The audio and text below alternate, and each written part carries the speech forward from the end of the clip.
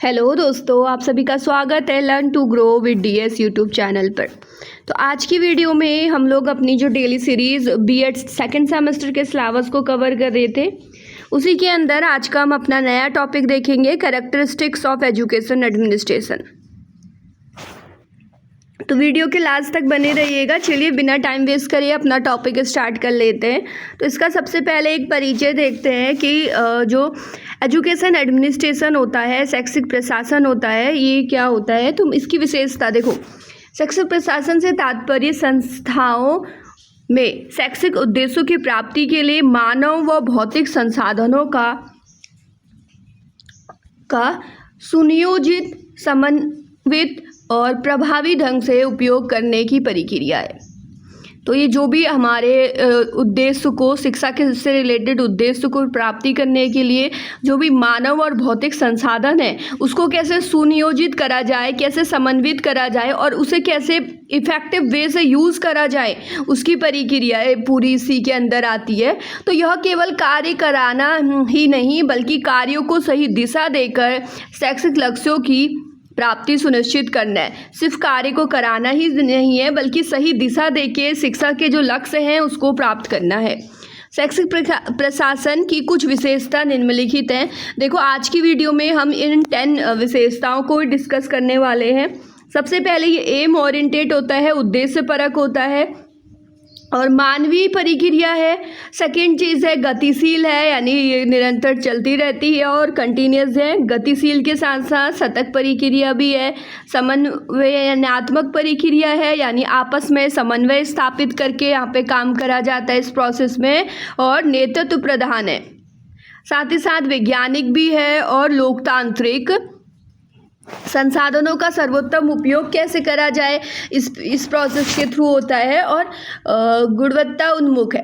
तो इससे पहले अगर आपने डेफिनेशन वगैरह या फिर कैरेक्टरिस्टिक्स नहीं देखी हैं, स्कोप्स, नीड्स नहीं देखी हैं, क्यों इसकी नीड्स है एजुकेशन एडमिनिस्ट्रेशन की, तो कमेंट में मैंने लिंक पिन कर दिया है, अब जाके इससे रिलेटेड मोर वीडियोस देख सकते हैं।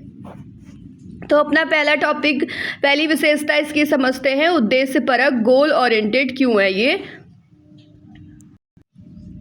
देखो, गोल ओरिएंटेड का मतलब है कि प्रत्येक कार्य को पूर्व निर्धारित उद्देश्यों की प्राप्ति के लिए किया जाता है। जो भी कार्य है ना, उसको करने के लिए पहले से निर्धारित कुछ उद्देश्य है, एम है, उसके लिए कार्य को करा जाता है। अब देखिए, अगर इसको समझें तो ये प्रशासन का अंतिम लक्ष्य, यानी जो भी अंतिम लक्ष्य है शिक्षा के उद्देश्यों को प्राप्ति करना होता है। इसका जो मेन लक्ष्य है ना, काम चल रहा है, प्रशासन सारा काम कर रहा है, लेकिन उसका जो लास्ट एम कुल मिला के यही है, जो कि एजुकेशन के एम्स हैं उसको कैसे हासिल करा जाए, उसके उद्देश्यों की प्राप्ति कैसे हो। तो देखिए, जैसे विद्यार्थियों का सर्वांगीण विकास, ओवरऑल डेवलपमेंट, चरित्र निर्माण, सामाजिक कुशलता आदि, ये इसके क्या हो गए, अंतिम लक्ष्य हो गए। अब देखिए, एक उदाहरण से समझते हैं। यदि किसी विद्यालय का उद्देश्य विद्यार्थियों में अनुशासन विकसित करना है, तो प्रधानाचार्य तथा शिक्षक उसी उद्देश्य के अनुसार नियम और गतिविधियां बनाएंगे और कार्यों का निर्धारण करेंगे। ये कुछ आप समझ पाए होंगे।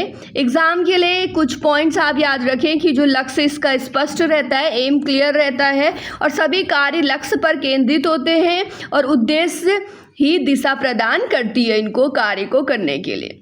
अब देखते हैं मानवीय प्रक्रिया, ह्यूमैनिटेड प्रोसेस। तो ये जो ह्यूमैनिटेड प्रोसेस कैसे है, पहले तो इसका अर्थ समझिए। जो एक मानवीय प्रक्रिया इसलिए है क्योंकि इसमें मानव ही केंद्र बिंदु पर होता है। जो हमारा एडमिनिस्ट्रेशन है, प्रशासन है ना शैक्षिक, उसका जो केंद्र बिंदु है वो मानव है, ह्यूमन है। इसलिए हम ये बोल रहे हैं कि ये मानवीय प्रोसेस है। अब देखो, इसको थोड़ा समझते हैं। जैसे प्रशासन में प्रधानाचार्य जो प्रिंसिपल है वो, और शिक्षक, विद्यार्थी, अभिभावक तथा कर्मचारी सभी शामिल होते हैं। इनकी भावनाएं, विचार, आवश्यकताएं और सहयोग प्रशासन की सफलता को निर्धारित करता है।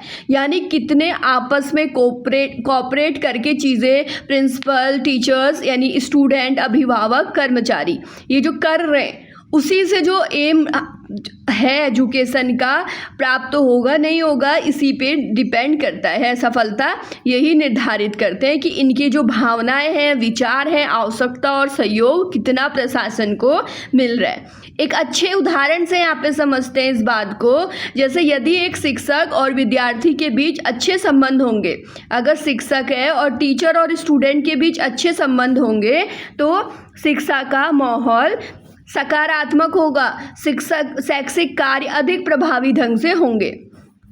तो कुछ पॉइंट्स में आप इस पॉइंट को याद रखना कि देखिए, ह्यूमैनिटेड प्रोसेस में मानव की भावना और आवश्यकता महत्वपूर्ण होती है।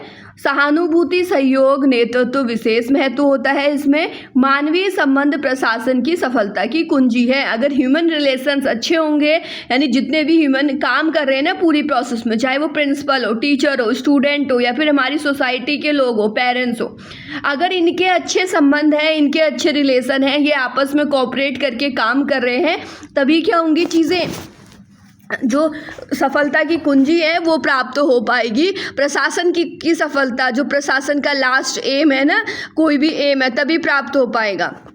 अब देखते हैं यहाँ पे अगले उसको, तो यहाँ पे समन्वय यानी कोऑर्डिनेशन, इसका क्या अर्थ होता है। देखिए, प्रशासन अनेक व्यक्तियों, विभागों और गतिविधियों और संसाधन के साथ मिलकर सामंजस्य स्थापित करना शामिल है। जो प्रशासन के अंदर क्या है, अनेक व्यक्ति, विभाग और गतिविधि, साथ ही साथ संसाधन, इनके साथ सामंजस्य स्थापित करना इसके अंदर शामिल है। यानी कैसे इसमें तालमेल बैठाना, कोऑर्डिनेट करना, एक दूसरे को कोऑर्डिनेटिव, तभी हम इसको प्रोसेस बोले ना, ये शामिल है। अब देखिए, इसको थोड़ा और अच्छे से समझते हैं। देखिए, यह समन्वय ही है जो विद्यालय के विभिन्न अंग, जैसे बोल रहे ये कोऑर्डिनेशन ही है या समन्वय भी है, जो कि विद्यालय के विभिन्न अंग जैसे शिक्षक, विद्यार्थी, अभिभावक, प्रबंधक, यानी जो मैनेजमेंट है वहाँ पे, और पाठ्यक्रम और सह पाठ्यक्रम गतिविधि आदि को एक दिशा में कार्य करने हेतु प्रेरित करता है।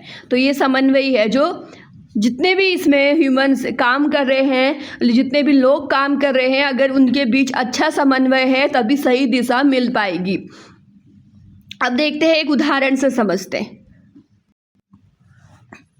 जैसे देखो, हमारी प्रेयर्स होती, सुबह प्रार्थना सभा होती है, ठीक है, उसमें और इसमें भी तक क्या है, जब सभी आपस में कोऑर्डिनेट सहयोग करेंगे तभी होगा। परीक्षा का आयोजन इसका एग्जाम्पल है। वार्षिक उत्सव जो हमारा होता है, और उसके बाद खेल कूद प्रतियोगिता होती है, ये तभी पॉसिबल है जब सभी लोग आपस में क्या करें, सहयोग करें, सभी के अंदर समन्वय की भावना हो, कोऑपरेट करने की उनके अंदर हो थिंकिंग।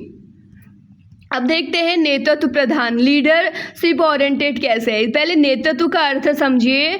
शैक्षिक प्रशासन में नेतृत्व एक महत्वपूर्ण तत्व है, इंपॉर्टेंट एलिमेंट है, जो समूह को मार्गदर्शक देकर लक्ष्यों की प्राप्ति के लिए प्रेरित करता है। जो क्या होता है, समूह को मार्गदर्शन देकर लक्ष्य की प्राप्ति के लिए प्रेरित करता है। अब देखते हैं इसको। प्रशासन एक नेता के रूप में दूरदर्शी, जो प्रशासन है वो नेता के रूप में दूरदर्शी और निर्णय क्षमक और प्रेरणादायक और मार्गदर्शक होता है। यह शिक्षकों, छात्रों और कर्मचारियों को सही दिशा दिखाकर उनके कार्यों को संगठित करता है। तो जो प्रशासक है ये एक नेता के रूप में दूरदर्शी, ये दूरदर्शी मतलब दूर की सोच रखता है, दूर तक की। निर्णय श्रमक होता है, निर्णय लेने में सक्षम होता है। प्रेरणादायक होता है, मार्गदर्शक होता है। शिक्षकों को, छात्रों को, कर्मचारियों को सही दिशा दिखाकर उनके कार्यों को संगठित करता है। एक एग्जाम्पल से समझिए। प्रधानाचार्य अपनी दूरदर्शिता, निर्णय क्षमता और प्रेरणा द्वारा विद्यालय में समग्र विकास की योजना बनाता है और उसे सफलतापूर्व क्रियान्वित करता है। आप समझिए, अगर हम स्कूल लेवल पे समझे ना, तो जो प्रशासन है वो वहाँ पे उसका वहाँ का प्रिंसिपल है, ठीक है। वही अगर सारे कोऑर्डिनेट अच्छे से कर रहा है, सबको एक साथ मिला के काम कर रहा है, एक अच्छा लीडर है, नेतृत्व प्रधान है, तभी वो एक अच्छा प्रिंसिपल बन पाएगा। ये अभी हम सेकंड यूनिट में ज़्यादा अच्छे से इसको समझेंगे इस बात को। किस अकॉर्डिंग चीज़ें हो रही है। नेक्स्ट अपनी 7 नंबर की कैरेक्टरिस्टिक्स देखते हैं, कैसे ये वैज्ञानिक है, साइंटिफिक कैसे है। देखिए इसको ऐसे समझिए ना कि अगर कोई भी प्रॉब्लम है तो उसमें वो तर्क वितर्क वहाँ पे होगा कि इसका सॉल्यूशन कैसे होना है, या उसका पूरा डाटा देखा जाएगा और यहाँ पे वैज्ञानिक विधियाँ अपनाई जाएंगी, एनालिसिस किया जाएगा चीज़ों का कि कैसे प्रॉब्लम का समाधान होना है, इसीलिए इसको वैज्ञानिक बोल रहे हैं। चलिए थोड़ा अच्छे से और समझते हैं। देखिए शैक्षिक प्रशासन तर्क, अनुभव और अवलोकन, तथ्य, डेटा और वैज्ञानिक विधियों पर आधारित होता है। देखिए यह अंधविश्वास या अनुमान पर नहीं होता, बल्कि प्रमाणों, जो भी उन्हें रिजल्ट मिला है, और वैज्ञानिक विश्लेषण पर आधारित होता है। इसमें योजना, निर्णय, क्रियान्वयन और मूल्यांकन सभी वैज्ञानिक दृष्टिकोण शामिल किए जाते हैं। अब देखिए यहाँ पे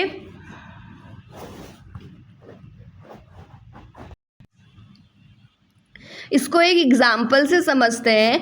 विद्यालय में एक विद्यार्थी की शैक्षिक उपलब्धि, यानी जो उसकी उपलब्धि है, कितना वो चीज़ों को गेन कर पा रहा है, उसको जांचने के लिए परीक्षा के परिणाम का विश्लेषण किया जाता है और उसके आधार पर शिक्षा की गुणवत्ता सुधारने की योजना बनाई जाती है। तो ये एक उदाहरण आप समझ सकते हैं। और नेक्स्ट चीज़ है यहाँ पे लोकतांत्रिक, डेमोक्रेटिक कैसे है। तो देखिए ये लोकतांत्रिक इसलिए है क्योंकि इसमें सामूहिक भागीदारी, सहभागीदारी होती है और विचार विमर्श होता है, साथ ही साथ समान अवसर के सिद्धांत पर आधारित होता है। ये एक एग्जाम्पल देखिए, जैसे विद्यालय प्रबंधन समिति है कि बैठक में प्रधानाचार्य, शिक्षक, अभिभावक और समुदाय के सदस्य मिलकर विद्यालय की योजनाओं और समस्याओं का निर्णय लेते हैं। यानी इसमें ना आपस में बहुत सारे लोग मिलकर सामूहिक रूप से अपनी सहभागीदारी दिखाते हैं, इसलिए ये सारी चीज़ें हैं। लोकतांत्रिक प्रशासन सभी कर्मचारियों, शिक्षकों और विद्यार्थियों, साथ ही साथ अभिभावकों के बीच विचार रखने और निर्णय लेने की प्रक्रिया में भाग लेते हैं। तो ये सारी चीज़ें हैं। नेक्स्ट हम लोग देखते हैं संसाधनों का सर्वोत्तम उपयोग। देखिए शैक्षिक प्रशासन में उपलब्ध संसाधन, जितने भी संसाधन उपलब्ध हैं, वो कम भी है, कम में भी हम उसका सर्वश्रेष्ठ उपयोग कैसे कर सकते हैं, ये सारी चीज़ें भी तो प्रशासन के ही विशेषता है। देखिए जैसे शैक्षिक प्रशासन में उपलब्ध संसाधन वो मानव भी हो सकते हैं, भौतिक संसाधन भी, और धन, समय, सामग्री का सर्वोत्तम और प्रभावी उपयोग किया जाता है।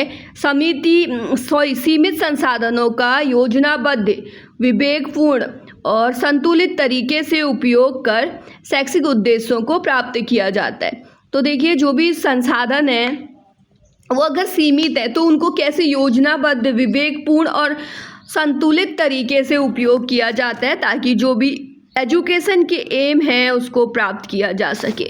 यहाँ पे उदाहरण भी दे रखा है। देखिए जैसे विद्यालय में उपलब्ध समय, जो भी समय है उसको कैसे डिवाइड हो, भवन हो गया, और पुस्तकालय, प्रयोगशाला, शिक्षकों की संख्या, ये सारे इसके एग्जाम्पल आ जाएंगे। और आज की लास्ट विशेषता देखते हैं, गुणवत्ता उन्मुख, क्वालिटी ओरिएंटेड। तो जो शैक्षिक प्रशासन का मुख्य जो लक्ष्य है वो शिक्षा की गुणवत्ता में निरंतर सुधार करना और उच्च स्तर की शिक्षा प्रदान करना। मेन एम गुणवत्तापूर्वक, क्वालिटी ओरिएंटेड है, यानी जो एजुकेशन है उसकी गुणवत्ता में निरंतर सुधार करना और उच्च स्तर की शिक्षा प्रदान करना ही शैक्षिक प्रशासन का मेन एक तरह से उद्देश्य बोल सकते हैं। यह विशेषता सुनिश्चित करती है कि शिक्षा केवल मात्रा में नहीं बल्कि गुणवत्ता में भी श्रेष्ठ हो। उदाहरण के लिए जैसे नियमित प्रशिक्षण होता है और निरीक्षण होता है, मूल्यांकन, पाठ्यक्रम सुधार, जैसे अभी नई हमारे NCERT अपडेट हुई, और नवीन तकनीकी का उपयोग, ये सारी चीज़ें गुणवत्ता को बढ़ाने के उपाय हैं। अभी हमने कौन कौन सी विशेषता देखी, तो सबसे पहले आप लोग को एक बात और बताएं, जब भी आप एग्ज़ाम में या कॉपी में ये लिखें ना विशेषता वगैरह, तो आप इस तरह से फ्लो चार्ट ज़रूर बनाएं। ये इस तरह से बना हुआ है, आप डिफरेंट तरीके से भी बना सकते हैं। इससे बहुत सी चीज़ें, एक तो जो टीचर को पता चलेगा आपको चीज़ें आती हैं, आपने ये मेन कंटेंट लिखा है। ज़रूरी नहीं है कि वो जो भी आपने कॉपी में लिखा हुआ है सारा पढ़ें और उतना पूरी जो पेजेस भरें पढ़ें। तो जो भी मेन आपका कंटेंट है उसको फ्लो चार्ट के थ्रू एक्सप्लेन करने की कोशिश करें। जैसे अभी हमने कितनी विशेषता, 10 विशेषताओं के बारे में पढ़ा। सबसे पहले पढ़ा उद्देश्य परक है, मानव परिक्रिया है, गतिशील है, सतत परिक्रिया है। साथ ही साथ और भी हमने जैसे नेतृत्व प्रधान पढ़ा, वैज्ञानिक पढ़ा, लोकतांत्रिक पढ़ा, संसाधनों का सर्वोत्तम उपयोग कैसे हो, गुणवत्तापूर्वक एजुकेशन कैसे मिले, ये सारी चीज़ें आप रखें। तो इसे आप एक कुछ ट्रिक से भी याद कर सकते हैं। उद्देश्य मानव गतिशील सतत, मैंने इसको ऐसे ही बार बार रिवाइज करा तो हो गया। देखो जैसे उद्देश्य मानव गतिशील सतत, समन्वय नेतृत्व, वैज्ञानिक लोकतांत्रिक, संसाधन गुणवत्ता। तो ये 10 विशेषता आपको मेमोराइज करनी है। जैसे उद्देश्य, उद्देश्य से उद्देश्य परक, मानव से मानव परिक्रिया, गतिशील प्रोसेस, सतत परिक्रिया, ये पूरी आप याद करके एग्ज़ाम हॉल तक अपने साथ ले जाएं। और आप लास्ट में कंक्लूज़न ज़रूर लिख के आए, निष्कर्षण, जो इसमें आप ऐसे लिख सकते हैं कि शैक्षिक प्रशासन की ये विशेषताएं इसे प्रभावी, सफल और उद्देश्यपूर्ण बनाती हैं। तो एक इफ़ेक्टिव, सफल और उद्देश्यपूर्ण बनाती हैं। इन विशेषताओं के माध्यम से ही शिक्षा के उद्देश्यों की प्राप्ति संभव है तथा समाज और राष्ट्र के विकास में शिक्षा महत्वपूर्ण भूमिका निभाती है। तो आज की क्लास में इतना ही रखते हैं। अगर आपको वीडियो पसंद आ रही है तो कमेंट में ज़रूर बताएं कि हाँ हमें वीडियो पसंद आ रही है, और सजेस्ट करें कि और किस तरह से क्लासेस आ सकती है और हम सिलेबस को जल्दी कवर कर सकते हैं, क्योंकि बहुत सिलेबस है।